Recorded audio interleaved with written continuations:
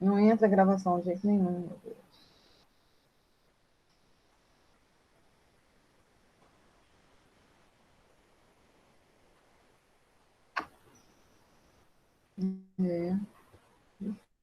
Bora o computador.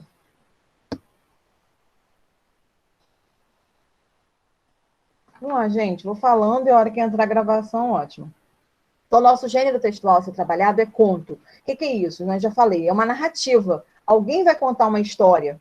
É uma narrativa curta, mas não é tão curta como uma crônica, que é pequena, do que como uma dissertação. O conto é maior um pouco. Só que ele é menor do que quem? Ele é menor do que uma novela, menor do que um romance. Menos tempo, tá? Ele tem o quê? Quais as partes de um conto? Ele tem um enredo, tem personagens, tá gravando agora. Tem enredo, tem personagens, tempo e espaço.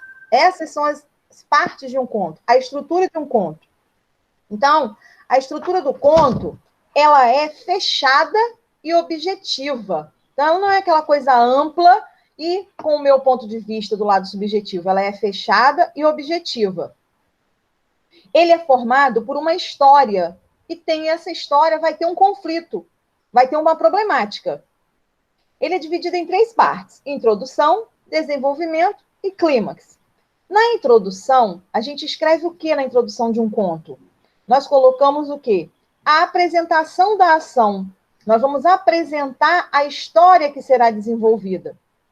Eu tenho aí um breve comentário a respeito do ambiente que vai acontecer a história, o tempo, quando aconteceu a história, né? Que esse tempo aí pode ser cronológico, tipo hora relógio, meses do ano, dias da semana, estações do ano, cronologia, tá? E o tempo psicológico. O tempo psicológico é o interior da personagem, né? É o lado do personagem. Esse tempo psicológico ele vai falar da infância dele, vai retratar o passado dele, o momento da vida dele, tá? E nós temos aí, então, nessa introdução, eu tenho que falar do local onde se passa a história, eu tenho que falar do tempo, e eu tenho que mostrar as personagens e o que vai acontecer na história. Então, a introdução é um resuminho rápido da minha história, que vai ser tratado no meu texto. Já no desenvolvimento, eu faço o quê? Eu tenho o quê? É a parte de diálogo dos personagens, onde os personagens vão conversar, onde vai se desenvolver a ação, onde vai se desenrolar a ação, que vai se desenrolar a história, tá? O clímax é a conclusão, basicamente, ali, está próximo da conclusão. O clímax é o auge do conflito, está próximo a acontecer o desfecho desse texto, dessa narrativa. Por exemplo, na novela, né? Quando que ocorre o clímax? Geralmente nas novelas ocorre o clímax quando? Quando está próximo do fim.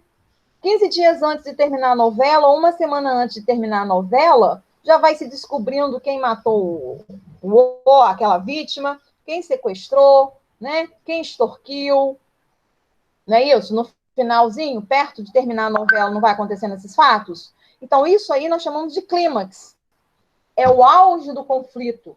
Está prestes a terminar, a concluir. E essa conclusão do conto nós chamamos de desfecho. Então, o conto possui introdução, desenvolvimento e conclusão. Essa conclusão é desfecho. O clímax é o auge do conflito. Está próximo a chegar ao fim, a história chegar ao fim. E os elementos do conto? Os elementos do conto, nós temos o espaço, é o local onde se desenvolve a história, né? Que local está se desenvolvendo essa narrativa? Na casa? No jardim? No parque? No sítio? Na praça? Na rua? Então, o espaço é o local onde se desenvolve. O espaço, ele geralmente é reduzido, é um espaço mínimo, ocorre ali e acabou, porque o conto é uma narrativa pequena. Outra coisa, pessoal, eu vou mandar pelo Clipe Escola para vocês estarem anotando no caderno essas partes do conto, elementos do conto, tá? Os elementos que constituem o conto são o espaço, o tempo, o foco narrativo, personagens, diálogo. Então, o espaço, já comentei, é onde ocorre o conto, né? Onde ocorre a narrativa. Na rua, na casa, no parque, no circo, no teatro, no cinema. Vai se desenvolver aquela trama. O texto vai se desenrolar ali. O tempo é o interior, que é o tempo psicológico, como eu falei, marcas da pessoa, do indivíduo, ou o tempo cronológico, que é o exterior, sempre marcado por data, por ano, século, década, dias da semana, meses do ano, tá? E o narrador? O narrador, ele pode ser observador, quando ele apenas conhece a ação, mas não participa dessa ação. Né? Então, o narrador, ele é observador, ou ele é o personagem onisciente. Então, o narrador observador é aquele que vai apenas contar a história. Ele não participa da história como personagem. O narrador personagem já é diferente do observador. O narrador personagem, ele participa da história como personagem. Ele conta a história e, ao mesmo tempo, participa da história. Tá? O narrador, ele é onisciente porque ele conhece a história e todos os personagens que estão envolvidos nela. Geralmente, aí vamos ver quais verbos, qual pessoa eu uso. Na dissertação, eu tenho que usar a terceira pessoa, né? Do singular ou do plural. No conto, eles são narrados em terceira pessoa, mas nós temos muitos contos narrados em primeira pessoa. Por que eu tenho conto narrado em primeira pessoa? Quando o narrador é personagem. Se eu estou narrando a história e eu sou personagem, eu me incluo ali, então eu coloco em primeira pessoa. Mas o conto é narrado em terceira pessoa. Quando eu tenho narrador personagem, primeira pessoa. Personagens são os indivíduos que participam da narrativa, sendo classificados, né? Dependendo do foco. Em personagens principal, personagens secundários, os protagonistas. Aí o personagem principal, né? Nós chamamos aí, são os protagonistas, são os mocinhos da história, né? Os secundários, nós temos aqueles apenas figurante, que fica ali para compor o cenário. E o diálogo é essencial no conto. Então, no conto, a gente vai sempre encontrar um diálogo. Por quê? Vai caracterizar a base desse texto, porque você está contando uma história. Eles vão desenvolvendo, né? Esse diálogo vai mostrar o quê? O desenvolvimento da trama. E esse desenvolvimento da trama fica marcado por onde? Pela fala dos personagens. Exemplo claro para ninguém esquecer a estrutura de um conto. A novela Contos de Fada. Aí a gente não esquece a estrutura. Sabe que é num determinado local, que tem personagem, que ocorreu durante um momento. Tranquilo em relação a essa exposição de conto? Alguém tem uma pergunta aí? Então, vou continuar. Nós temos também os chamados contos fantásticos. Contos fantásticos são os contos, vamos dizer para ficar mais fácil o entendimento, aquele conto fantasiado, idealizado, sonhado, é uma fantasia. Por exemplo, o homem que perdia as partes do corpo, o homem que perdeu o pé esquerdo, o homem invisível, o menino de muitas folhas, são contos imaginários, contos que a gente cria uma situação. Olha só, esse conto fantástico, o menino das 5 folhas. Esse menino das 5 folhas era um garoto que não tinha onde morar, bateu numa casa, era um menino de rua, e um casal de idoso deixou ficar na casa deles. E esse menino tinha uma coisa engraçada, que nasciam folhas de caderno, folha de livro, na parte do corpo dele, na perna. Tá? Então, e aí era um menino, o casal achou estranho aquilo, que foi aparecendo nele, achou que ele era mágico, tá? e teve uma festa aí na casa desse casal, e o menino subiu, foi para o quarto. E o casal sentiu falta quando foi ver o menino tinha desaparecido, por conta dessas folhas dele, né? E essas folhas começaram a cair depois. Então, vocês podem perceber que o conto fantástico é o quê? É uma fantasia, é uma imaginação, é uma criação, tá? Então, falei em conto, é só eu lembrar de novela. Contos de fada. É uma história contada, uma história narrada. Lá na página 21 do nosso livro, Entre Colchetes, tem. Vamos marcar isso aí. O enredo de quem? O enredo do conto. Podem escrever até lá em cima. Pode escrever até aqui em cima, conto. Pode escrever aqui, ó, conto. E marcar esse retângulo aí. Então, o enredo, ele apresenta a seguinte estrutura: introdução, complicação, clímax, resolução do conflito e o desfecho. A introdução, ele diz que nós temos que colocar o que aí? Vamos apresentar os personagens, onde ocorre a situação, vamos dizer, né, qual espaço onde ocorre e o tempo, quando ocorreu aquilo. Então, na introdução, eu mostro quais personagens vão participar dessa história, eu falo um breve relato, faço um breve relato do fato inicial, da história em si, digo onde vai ocorrer aquela história, se é no circo, se é na rua, se é em casa, se é no shopping, e quando ocorreu. Foi durante a primavera, foi uma noite, um dia, tá? A complicação é quando o enredo faz o quê? Ele quebra, ele tira essa tranquilidade da narrativa, começa a instaurar um conflito. Então, a complicação é quando a gente inicia o conflito, a problemática daquela história. O clímax, como eu já comentei, é o auge daquele conflito, aquele problema está prestes a ser solucionado, é o ápice, é o topo do problema. É o momento de tensão, atinge o grau máximo, é o ápice daquele problema. É o ponto culminante que está próximo ao desfecho do enredo. Está próximo a desvendarmos o mistério criado naquele texto. A resolução do conflito. A resolução do conflito, eu já tenho o que ali? A solução para aquele problema, tá?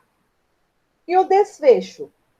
Desfecho é o final, é a conclusão, é o término da história, o término dos acontecimentos.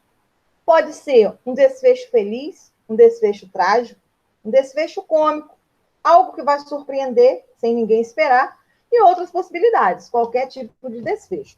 Quero saber se está para entender, para visualizar a estrutura de um conto, com esses exemplos que eu dei. Contos de fada, esses contos fantásticos, novela. Sim? Tranquilo? Pena que não deu para aparecer o slide. Poxa. Eu vou aprender, estou pegando aula. Na outra aula eu consegui. Semana passada. Então, vamos lá na página 18. Vamos ler o texto e vamos responder essas questões sobre conto. Então, eu estou devendo para vocês, que vou enviar para o Clipe Escola, a estrutura do conto. Mas, na verdade, na página 21 já traz. Mas eu vou dar mais uma passada a respeito, ok? Vou colocar uma folhinha e aí vocês anotem no caderno essa folhinha que eu mandar no Clipe Escola. Vamos lá. O Mundo Fantástico dos Contos, página 18. Você lerá a seguir um conto de Marina Colaçante. Você conhece essa autora? Leia o box a seguir para saber mais sobre ela. Leia agora o conto e deixe transportar para um mundo mágico cheio de fantasias, em que homens e mulheres são dominados pela paixão. Antes, leia o título do texto e responda o que se pede. Onde os oceanos se encontram? Então, aí o título está mostrando onde os oceanos se encontram, e aí a gente pensa o quê? O que ele pergunta? Onde você imagina que está passando a história? Pelo título. Quem participa da história? Como são os personagens? Então, aí seria para usar a imaginação de acordo com o título. Vamos lá, vamos ler aqui. Onde os oceanos se encontram? Onde todos os oceanos se encontram, aflora uma ilha pequena. Ali, desde sempre, viviam Lânia e Lisíope, ninfas irmãs a serviço do mar, que no manso regaço da praia vinha depositar seus afogados. Cabia a Lânia, a mais forte, tirá-los da arrebentação. Cabia a Lisíope, a mais delicada, lavá-los com água doce da fonte, envolvê-los nos lençóis de linho que ambas haviam tecido. Cabia a ambas devolvê-los ao mar para sempre. E na tarefa que nunca se esgotava, passavam as irmãs seus dias de poucas palavras. Foi num desses dias que Lânia, vendo um corpo emborcado, aproximar-se flutuando, entrou nas ondas para buscá-lo, e, agarrando pelos cabelos, o trouxe até a areia. Já estava quase chamando Lisíope, quando, ao virá-lo de rosto para cima, percebeu um homem jovem e lindo, tão lindo como nunca havia visto antes. Tão lindo que preferiu ela própria buscar água para lavar aquele sal. Ela própria, com seu pente de concha, desembaraçar aqueles cachos. Porém, ao envolvê-lo no lençol, ocultando-lhe corpo e rosto, tão grande foi seu sofrimento que, num susto, descobriu-se a namorada. Não, ela não devolveria aquele moço, pensou com fúria de decisão, e rápida, antes que Lisíope chegasse, correu para uma língua de pedra que, estreita e cortante, avançava mar adentro. Morte! Chamou em voz alta, chegando na ponta. Morte, venha me ajudar. Não demorou muito, e sem ruído, a morte saiu de dentro d'água. Morte, disse Lânia em ânsia. Desde sempre aceito tudo que você me traz, e trabalho sem nada pedir. Mas hoje, em troca de tantos que lhe devolvi, peço que seja generosa, e me dê o único que meu coração escolheu. Tocada por tamanha paixão, concordou a morte, instruindo Lânia, na maré vazante, deveria colocar o corpo do moço sobre a areia, com a cabeça voltada para o mar. Quando a maré subisse, tocando seus cabelos, com a primeira espuma, ele voltaria à vida. Assim fez Lânia, e assim aconteceu que o moço abriu os olhos e sorriso. Mas em vez de sorrir só para ela, que o amava tanto, desde logo surgiu para Lisíope, e só para Lisíope parecia ter olhos. De nada adiantavam as insistências de Lânia, as desculpas com que tentava afastá-lo da irmã. De nada adiantava enfeitar-se, cantar mais alto do que as ondas. Quanto mais exigia, menos conseguia. Quanto mais o buscava para si, mais a outra ele pertencia. Então, um dia, antes do amanhecer, ajoelhada sobre a ponta da pedra, Lânia chamou novamente: Morte, morte, venha me atender. E quando a silenciosa chegou, em pranto e raiva, pediu-lhe que atendesse só o último dos seus pedidos, levasse a irmã, e mais nada quereria. Seduzida por tamanho ódio, concordou a morte. E instruiu: deveria deitar a irmã sobre a areia lisa da maré vazante, com os pés voltados para o mar. Quando, subindo a água, o primeiro beijo de sal a aflorasse, ela a levaria. E assim foi que Lânia esperou uma noite de luar, quente e perfumada. Chegando perto de Lisíope, lhe disse: Está tão linda a noite, minha irmã, que preparei tua cama junto à brisa, lá onde a areia da praia é mais fina e mais lisa. E conduzindo-a até o lugar onde já havia posto seu travesseiro. Ajudou-a a deitar-se, cobriu com um linho do lençol.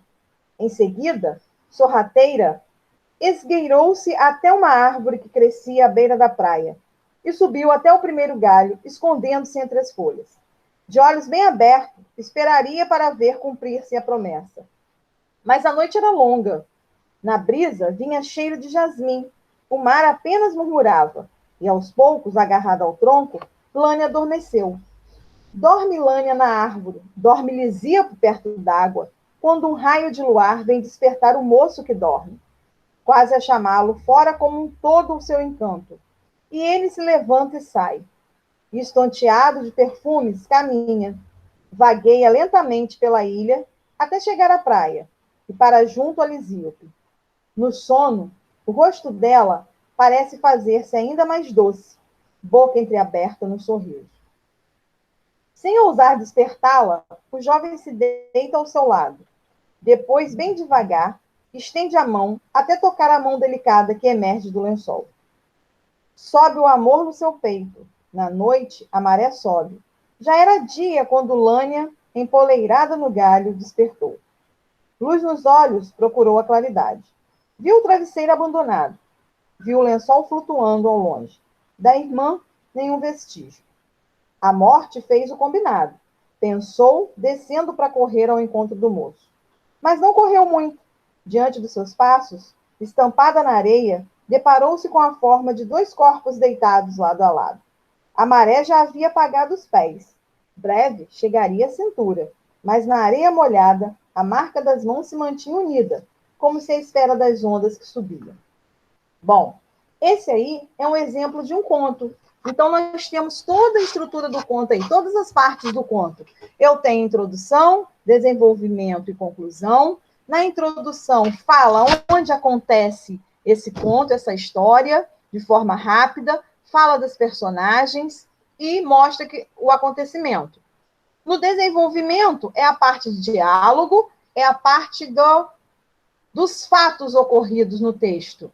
Depois chega o clímax, que é o auge daquele conflito, próximo ao desfecho, próximo ao encerramento. Então, eu tenho o espaço, o local que aconteceu a história, o tempo, né? Eu tenho o tempo, se é cronológico, se é a questão exterior, ou se é psicológico, a questão interior. O foco narrativo, que é o narrador que conta a história em terceira pessoa, ele é apenas observador. Ou o narrador personagem, que eu tenho o texto em primeira pessoa, que ele está participando da história como personagem. Tem os personagens principais, os protagonistas, os antagonistas, os figurantes, e ocorre um diálogo. Então, isso tudo nós percebemos aí nesse conto. Só não vai dar tempo para a gente responder essas questões. Então, foi ficar para casa, página 20, 21, 22, ok? Página 20, 21 e 22, porque é a interpretação do texto. Página 20, 21 e 22 para casa, interpretação de texto. Na próximo encontro, nós vamos falar um pouquinho sobre histórias em quadrinhos.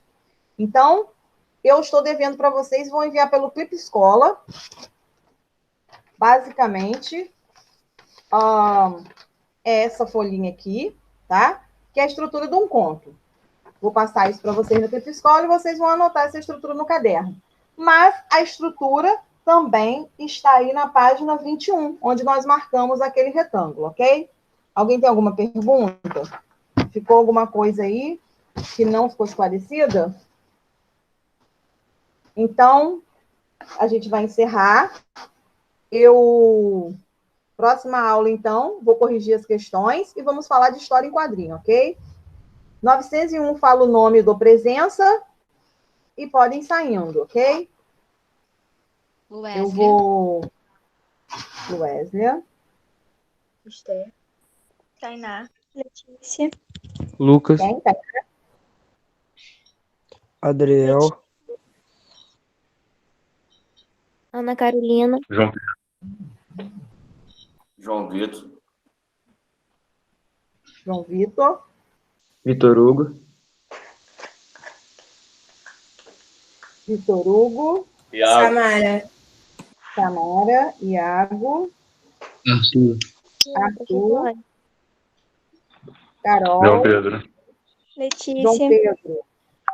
Letícia. Adriel, Adriel, já marquei. Mais alguém? Lucas. Já marquei Victor Lucas. Manhães, Ana Victor. Júlia. Mais alguém? 901? Victor 902. Manhães, professora. Quem? Vitor Manhães, marquei. 902 Aron, professor. 902, Aron. Henrico. Nicole, Nicole. Ana Júlia. Ana Júlia. Bianca. Larissa estava aí, não estava?